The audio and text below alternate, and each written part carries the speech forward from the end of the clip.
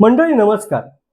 एक देश एक परीक्षा ह्या नावाखाली या हट्टाखाली 2013ला आणि अधिकृतपणे त्याच्यानंतर 2016 रोजी सुरू झालेली नीटची परीक्षा एकदा तरी नीट होणार का, हाच प्रश्न संपूर्ण देशवासियांसह विद्यार्थ्यांना पडलाय. कारण दरवर्षी लाखो विद्यार्थी ह्या परीक्षेला बसतात आणि काही ना काहीतरी घोळ दरवर्षी ह्या परीक्षेच्या बाबतीत होतो. यंदा देखील देशभरामधील 22,05,035 विद्यार्थ्यांच्या वैद्यकीय शिक्षणाचं स्वप्न असलेली नीट परीक्षा मोठ्या वादात अडकले. कारण 3 मे रोजी सगळ्या राज्यांमधून ही परीक्षा झाली. मात्र ह्या परीक्षेनंतर पेपर फुटीचं वादळ घोंगावू लागलं. सीबीआय तपास झाला आणि सीबीआय तपासाच्या माध्यमातून पेपर फुटल्याच्या गोष्टीवरती शिक्कामोर्तब झाला. राजस्थानमधून पहिल्यांदा पेपर फुटीचं प्रकरण समोर आलं.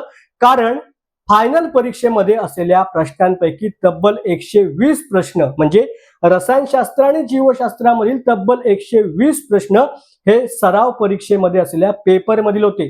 तोच सिक्वेन्स, तेच प्रश्न, तेच पर्याय, सगळं जसंच्या तसं. आणि त्याच्यानंतर सीबीआयचा तपास झाला. पेपर फुटल्याचं समोर आलं. तब्बल 30,000 ते 20 लाख किमतीला पेपर विकला गेला. सीबीआयच्या तपासानुसार नाशिक, गुरुग्राम, जयपूर मधून मोठ्या प्रमाणात पेपर फुटल्याचं समोर आलं. काही राज्यांमध्ये परीक्षा सुरू होण्यापूर्वीच 48 तास आधी प्रश्नपत्रिका सोशल मीडियाच्या माध्यमातून विद्यार्थ्यांपर्यंत पोहोचल्या होत्या. व्हॉट्सअप, टेलिग्राम या माध्यमातून, कोचिंग क्लासेसच्या माध्यमातून विद्यार्थ्यांपर्यंत पेपर विकले गेले होते. आरोपींना अटक झाली आणि त्यातच आज मोठी कारवाई सीबीआयच्या माध्यमातून झालेली आहे. सीबीआयने केलेल्या मोठ्या कारवाईमध्ये पेपर फुटीचा मास्टर माइंड अटक झालाय. पेपर फुटीचा मास्टर माइंड हा दुसरा कुठला नसून महाराष्ट्रामधील आहे. महाराष्ट्रातील विद्येचं माहेरघर समजल्या जाणाऱ्या पुण्यामधून या पेपर फुटीच्या मास्टर माइंडला अटक केले. होय, PV कुलकर्णी असं सेवानिवृत्त प्राध्यापकाचं नाव आहे. तो नॅशनल टेस्टिंग एजन्सीच्या वतीने परीक्षा प्रक्रियेमध्ये सहभागी होता. त्याच्याकडे प्रश्नपत्रिका उपलब्ध होत्या अशी माहिती आता समोर आली. नीट पेपर फुटी प्रकरणाचा तोच मास्टर माइंड असल्याचं सीबीआयच्या तपासात आढळून आलंय. त्यामुळे प्रामाणिकपणे अभ्यास करणाऱ्या विद्यार्थ्यांमध्ये संतापाची लाट निर्माण झाली. कारण ह्याच मास्टर माइंडने 22,05,035 विद्यार्थ्यांच्या आयुष्याबरोबर खेळ केलाय. 2024 मध्ये देखील असाच काहीसा प्रकार झाला होता. पेपर फुटीचं प्रकरण झालं होतं.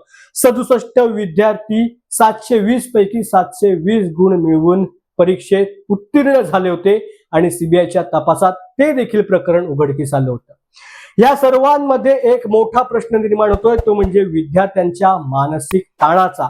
नीटसाठी विद्यार्थी वर्षानुवर्षे मेहनत घेतात, दिवस रात्र अभ्यास करतात, लाखो रुपये खर्च करून क्लासेस जॉईन करतात. मात्र पेपर फुटी होते, विद्यार्थ्यांच्या आयुष्यासोबत खेळ होतो आणि थेट त्याचा परिणाम विद्यार्थ्यांच्या मानसिकतेवरती होतो. त्यांच्या मानसिकतेला धक्का पोचतो. मग विद्यार्थी आत्महत्येसारखं टोकाचं पाऊल उचलतात. त्यामुळे आता विद्यार्थी, पालक, शिक्षण तज्ज्ञ ही परीक्षा रद्दच करून टाका अशी मागणी करतायत. तमिळनाडूचे मुख्यमंत्री विजय थलपती, मनसे अध्यक्ष राज ठाकरे यांनी देखील या परीक्षेबद्दल मोठं विधान केलंय आणि ही परीक्षा रद्द करावी अशी मागणी केली. मात्र विद्यार्थ्यांचं काय? विद्यार्थ्यांचं एकच मत आहे की ही परीक्षा नीट घ्या, आम्हाला न्याय द्या, आम्हाला डॉक्टर व्हायचंय, वैद्यकीय क्षेत्रात काम करायचंय, शिक्षण घ्यायचंय. आता न्यायालय आणि हे सरकार ही परीक्षा नीट कशी होईल याकडे कशा पद्धतीने उपाययोजना करते हेच पाहणं अत्यंत महत्त्वाचं असणार आहे. तुर्तास एवढंच. धन्यवाद.